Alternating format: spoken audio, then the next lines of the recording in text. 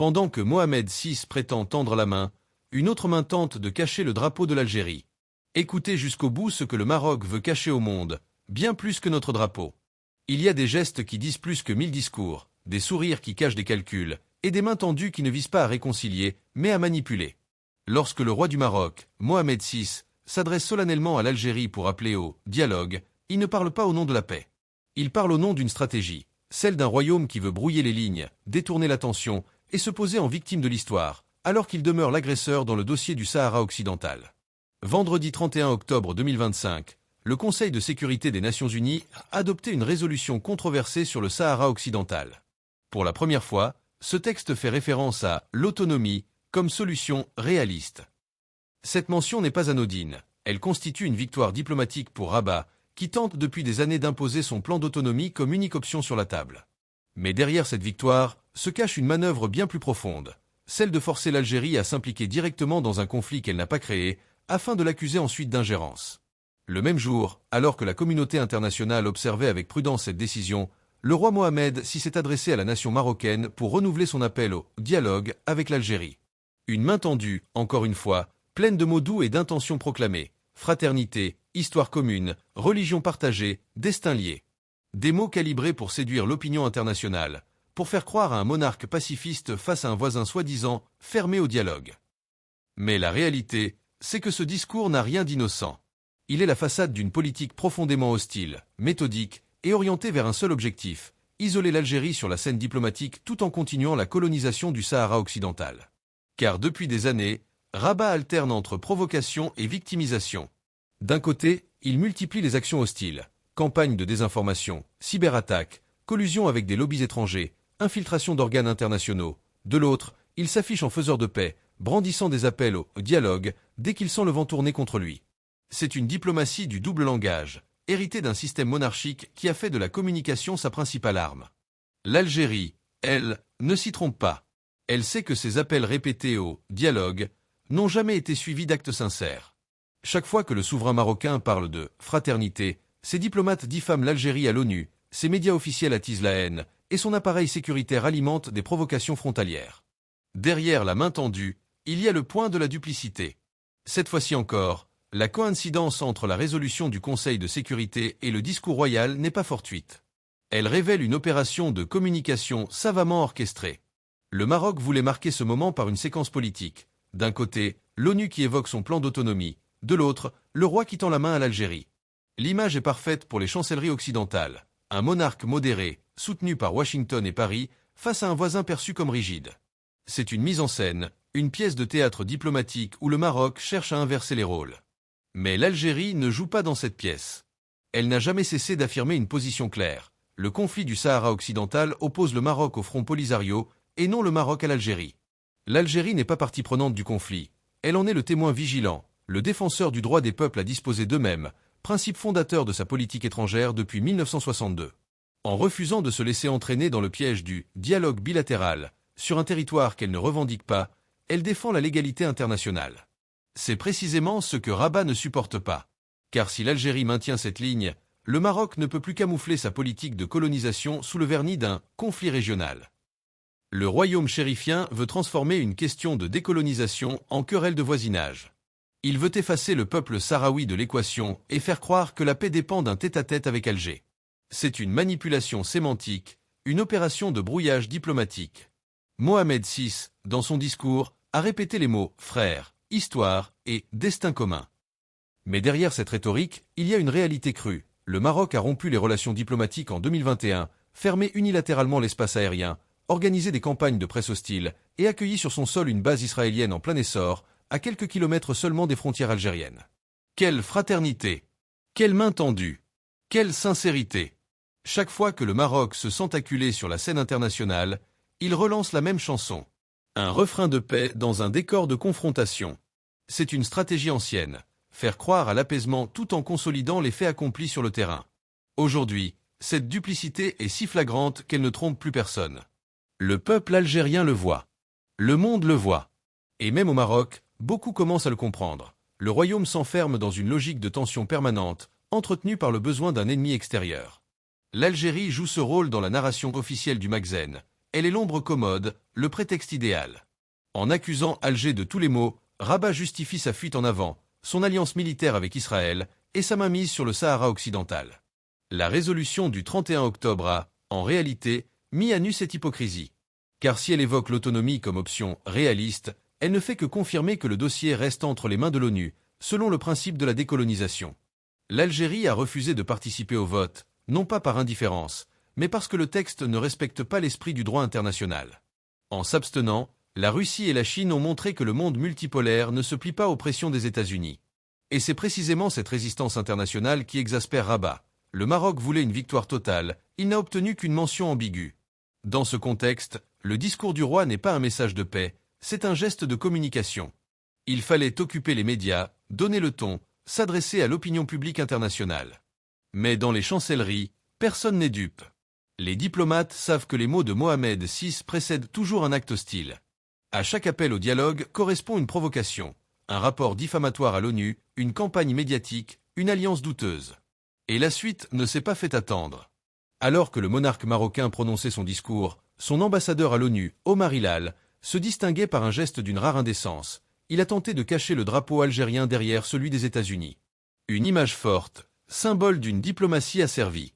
Tandis que le roi parle de « main tendue », son représentant efface le symbole de l'Algérie. Deux scènes, deux visages d'un même système, la duplicité royale et la soumission diplomatique. Ce geste a choqué. La main de Mohamed VI est peut-être tendue, mais elle est gantée d'arrogance. Et dans le gant, il y a le point de la domination. L'opinion. Il a révélé le vrai visage du Maroc contemporain. Un pays obsédé par la communication, dépendant de ses protecteurs étrangers, et prêt à tout pour humilier l'Algérie. Mais au-delà de la provocation, il montre aussi la panique d'un régime qui sent que le récit lui échappe. Car depuis quelque temps, le vent tourne. L'Algérie s'affirme, le monde change. Le Sud global parle d'une seule voix, et les vieilles stratégies d'influence ne fonctionnent plus.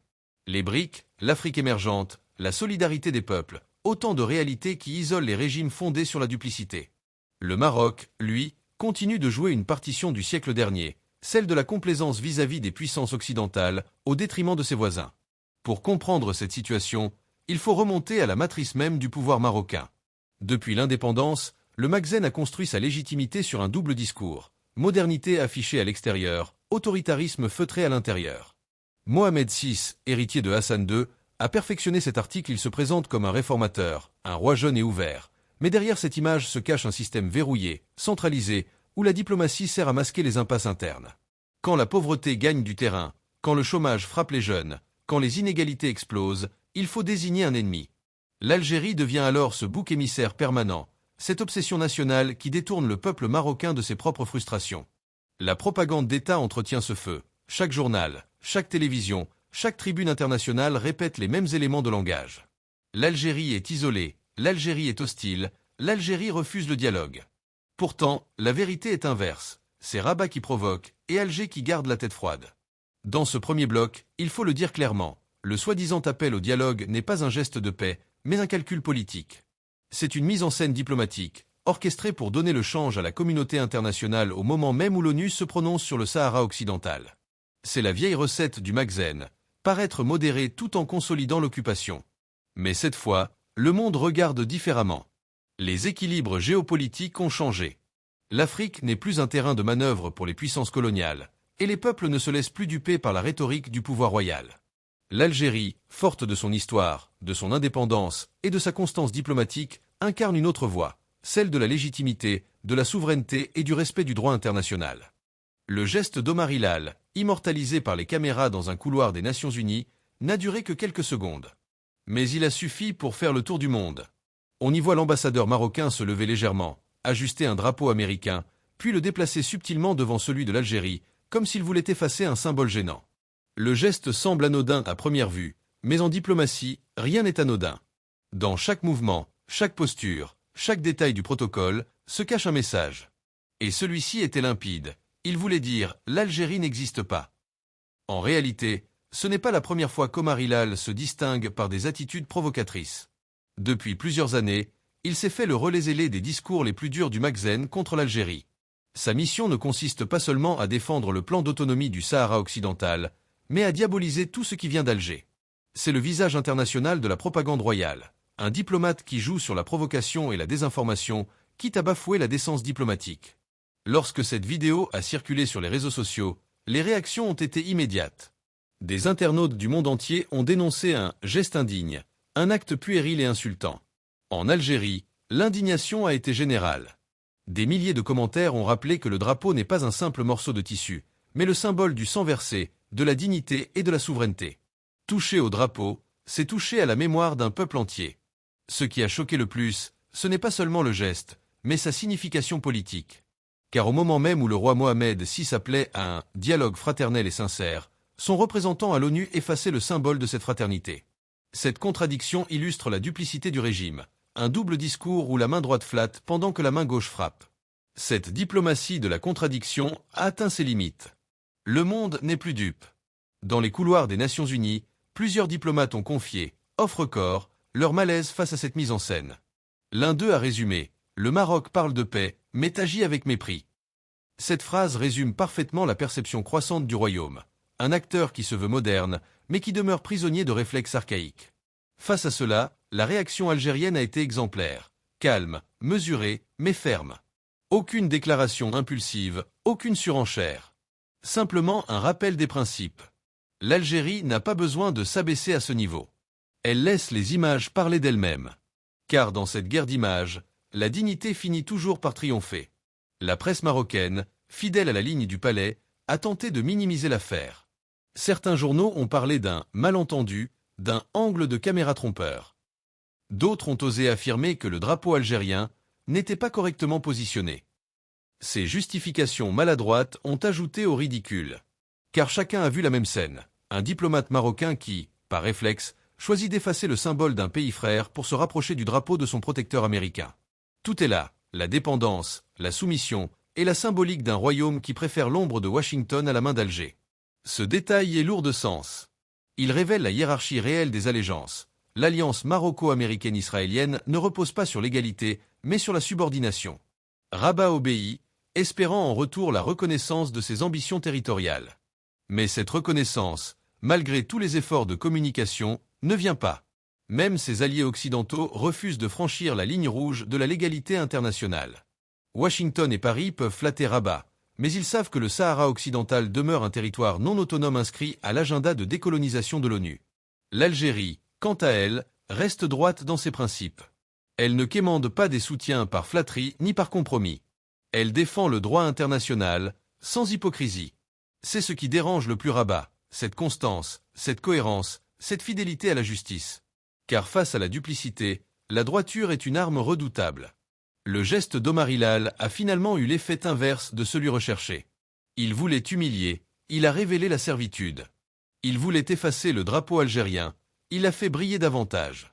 Sur les réseaux, des milliers d'Algériens ont partagé la vidéo en ajoutant la mention « L'Algérie ne s'efface pas ». Des créateurs, des étudiants, des journalistes ont repris cette phrase comme un slogan. En quelques heures, le geste maladroit d'un diplomate est devenu un symbole de résistance. Cette affaire montre à quel point la communication marocaine repose sur des artifices. Le Magzen veut tout contrôler, les récits, les images, les symboles. Mais la vérité finit toujours par émerger. On ne peut pas cacher un drapeau éternellement. On ne peut pas étouffer la dignité d'un peuple qui s'est libéré du colonialisme au prix d'1,5 million de martyrs. Derrière cette tension visible, il y a un enjeu plus profond, celui de la souveraineté narrative. Le Maroc tente de réécrire l'histoire. Il veut faire croire que le Sahara occidental est une affaire interne, que l'Algérie est une puissance hostile, que les Sahraouis sont des marionnettes. Mais chaque mensonge rencontre aujourd'hui un mur, celui de la conscience collective mondiale. Les peuples du Sud, de plus en plus unis, rejettent cette logique coloniale déguisée. La diplomatie algérienne, sous l'impulsion du président Abdelmadjid Tebboune, a choisi une autre voie, celle du respect du droit, de la solidarité africaine et de la non-ingérence. L'Algérie n'a pas besoin d'appels hypocrites pour dialoguer. Elle dialogue déjà avec le monde, dans la clarté. Ses relations avec la Chine, la Russie, le Brésil, l'Afrique du Sud ou encore l'Indonésie reposent sur la réciprocité et la confiance. C'est cela, la vraie fraternité. Pendant que Rabat joue la carte de la provocation, Alger tisse la sienne dans la patience et la cohérence. Sur le plan économique, l'Algérie consolide ses partenariats africains. Sur le plan sécuritaire, elle coopère activement avec le Sahel. Sur le plan diplomatique, elle défend les causes justes, la Palestine, le Sahara occidental et la lutte contre le néocolonialisme. Cette ligne claire, fondée sur la légitimité historique, fait de l'Algérie un acteur incontournable. Rabat, au contraire, se retrouve isolé dans son propre piège. Son alliance avec Tel Aviv, présentée comme une victoire diplomatique, lui coûte cher dans le monde arabe et africain. Les peuples n'oublient pas. Comment un pays qui prétend défendre la cause palestinienne peut-il normaliser avec l'occupant? Comment un roi qui parle de fraternité peut-il inviter sur ses terres les stratèges de la surveillance israélienne?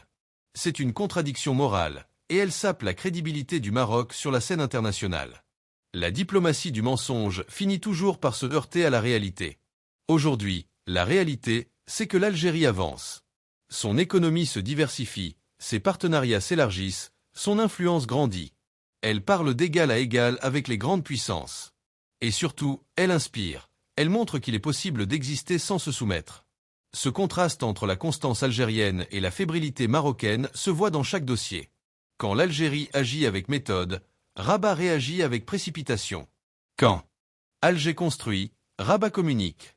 Quand l'Algérie dialogue avec l'Afrique, le Maroc cherche à plaire à l'Occident. C'est la différence entre une politique de souveraineté et une politique de vitrine. Le geste d'Omar Hilal restera dans les annales comme un symbole de cette politique de vitrine. Un geste qui, loin de ternir l'Algérie, a révélé le vide du discours marocain. Car on ne construit pas le respect sur l'effacement des autres, on ne gagne pas la paix en humiliant ses voisins. À Alger, la réponse n'a pas été de l'ordre du discours, mais de l'action. Dans les jours qui ont suivi, le ministère des Affaires étrangères a rappelé son attachement indéfectible au droit à l'autodétermination du peuple sahraoui. Les médias publics ont diffusé des documentaires sur la solidarité historique entre l'Algérie et le Sahara occidental. Dans les écoles, dans les universités, dans les mosquées, on a rappelé que la fraternité se prouve par les actes, pas par les caméras. Les diplomates algériens, eux, ont continué leur travail sans relâche, dans le calme et la dignité. À New York, à Addis Abeba, à Genève, ils ont multiplié les consultations avec les partenaires africains et asiatiques pour consolider le front du droit. Là où le Maroc mise sur le spectacle, l'Algérie investit dans la crédibilité. C'est cette différence qui, à long terme, change le rapport de force. Et c'est ce que redoute le plus le Makhzen, perdre la bataille de l'image. Car il sait que dans un monde de communication globale, la légitimité est le capital le plus précieux. Quand les peuples voient l'Algérie tenir un discours de justice, de paix et de cohérence, tandis que le Maroc joue les équilibristes entre Washington et Tel Aviv, ils savent où se trouve la vérité. Les Algériens, eux, n'ont pas besoin de discours grandiloquents pour comprendre ce qui se joue. Ils savent que derrière chaque provocation se cache la peur d'un régime en perte de repères. Ils savent que l'Algérie, forte de son histoire révolutionnaire, n'a rien à prouver. Elle n'a pas à tendre la main pour plaire, elle tend la main pour construire. La différence est immense. Mohamed VI peut multiplier les appels au dialogue. Il peut réciter les mots de la fraternité, invoquer la religion et la géographie. Mais tant que son royaume cachera des drapeaux, tant qu'il nourrira la division, tant qu'il s'alliera avec ceux qui oppressent, son discours restera creux. Le monde le voit, l'histoire le retiendra. L'Algérie, elle, continuera d'avancer. Elle ne répondra pas aux provocations par la haine, mais par la clarté. Elle ne ripostera pas à la duplicité par la vengeance, mais par la vérité. Car la plus grande victoire d'un peuple, c'est de rester fidèle à soi-même. Dans quelques années, on se souviendra peut-être de ce 31 octobre 2025 comme d'un tournant. Le jour où le Maroc, croyant humilier son voisin, s'est humilié lui-même. Le jour où une image, celle d'un drapeau déplacé, a résumé un demi-siècle de relations empoisonnées. Le jour où l'Algérie, sans un mot de trop, a rappelé qu'elle n'a pas besoin de se défendre quand la vérité la défend déjà. Et au-delà des diplomates et des rois, il y a les peuples. Le peuple algérien et le peuple marocain, séparés par les décisions d'un palais, mais unis par une histoire plus forte que les frontières. L'un comme l'autre aspire à la dignité, à la justice, à la paix. Le jour viendra où les peuples parleront directement, sans les filtres de la propagande. Ce jour-là, les drapeaux ne seront plus des barrières, mais des couleurs de respect mutuel. Pour l'heure, l'Algérie regarde, analyse et avance. Elle sait que les provocations ne sont que le signe de la faiblesse de l'adversaire. Et elle sait que la meilleure réponse au mensonge, c'est la constance. Car la vérité, elle, ne se cache jamais derrière un drapeau.